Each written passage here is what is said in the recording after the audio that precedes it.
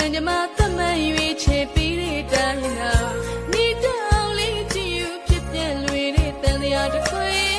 အရာရာနေစားအောင်မမြဲခြင်းဖြစ်တာဒီနေသည်မေတ္တာပွားဝိနိုင်